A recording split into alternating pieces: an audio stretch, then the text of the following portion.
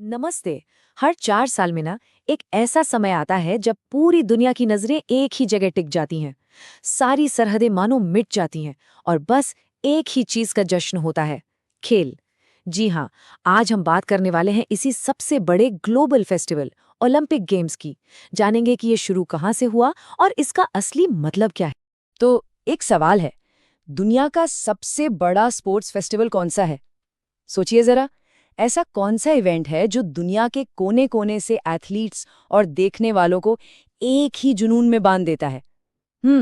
अगर दिमाग में ओलंपिक का नाम आ रहा है, तो बिल्कुल सही सोच रहे हैं। जी हाँ, ओलंपिक खेल। और देखिए, ये सिर्फ कोई कंपटीशन नहीं है, ये तो उससे कहीं ज्यादा है। समझिए, ये एक इंटरनेशनल त्योहार है जहां दुनिया के बेस्ट से बेस्ट एथलीट गोल्ड, सिल्वर और ब्रॉन्ज मेडल्स के लिए अपना सब कुछ लगा देते हैं। मतलब ये एक तरह से इंसानी काबिलियत का सबसे बड़ा शोकेस है। लेकिन सवाल ये है कि ये इतनी शानदार परंपरा आखिर शुरू कहाँ से हुई? इसका जवाब ढूंढने के लिए ना हमें समय में थोड़ा पीछे जाना पड़ेगा। तो चलिए चलते हैं सीधे प्राचीन ग्रीस। ये जो टाइमलाइन है ना, ये अपने आप में एक पूरी कहानी है।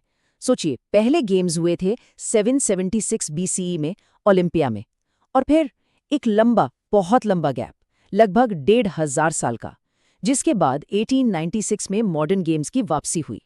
ये तो हिस्ट्री में एक जबरदस्त लीप है ना? तो आखिर कौन था वो इंसान जिसने इसे वापस जिंदा किया? वो थे एक फ्रांसीसी नागरिक पियरे डी कुबर्तिन। उनका एक बहुत बड़ा विजन था। वो सिर्फ एक स्पोर्ट्स इवेंट नहीं चाहते थे, बल्कि वो चाहते थे कि स्पोर्ट्स, एजुकेशन और कल्चर के जरिए पूरी दुनिया को जोड़ा जाए। और 1896 में एथेंस में उनका ये सपना हकीकत बन गया। तो चलिए अब इतिहास से वापस आज के दौर में आते हैं और देखते हैं कि आज के ओलंपिक गेम्स का स्ट्रक्चर कैसा है। आज के दौर में ना ओलंपिक को हम दो मेन हिस्सों में देख सकते हैं, समर और विंटर। समर ओलंपिक्स में आपको एथलेटिक्स और स्विमिंग जैसे क्लासिक खेल्स तो मिलेंगे ही, अब तो क्रिकेट भी इसका हिस्सा बन गया है।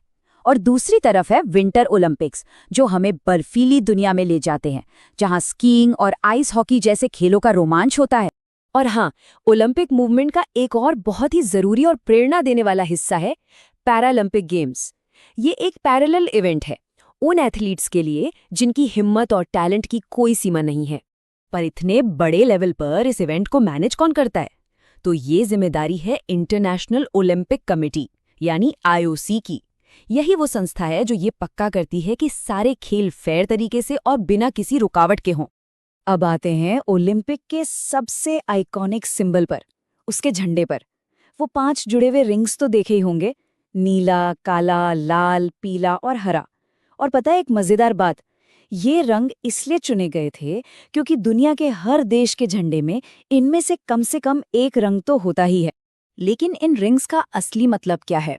ये सिर्फ रंग नहीं है, ये दुनिया के 5 महाद्वीपों और उनकी यूनिटी को दिखाते हैं कि कैसे वो सब खेल के मैदान पर एक साथ आते हैं।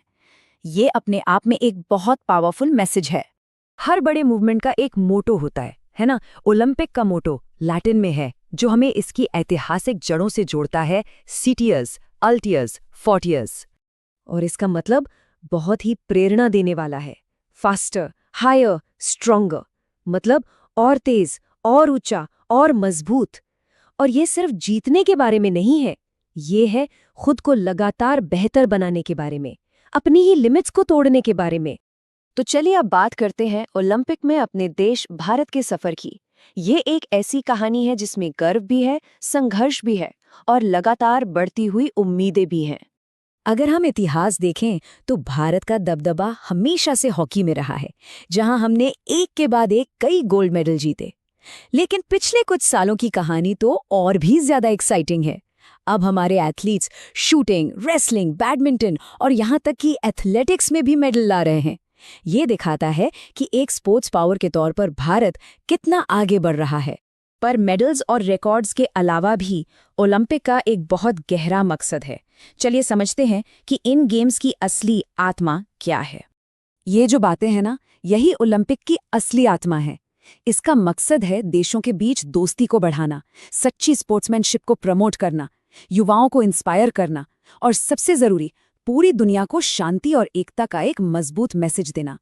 तो आखिर में बस एक सवाल रह जाता है, आज की दुनिया जो इतनी बंटी हुई सी लगती है, उसमें ओलंपिक का ये शांति और एकता का संदेश कितना जरूरी है, इस पर सोचना तो बनता है।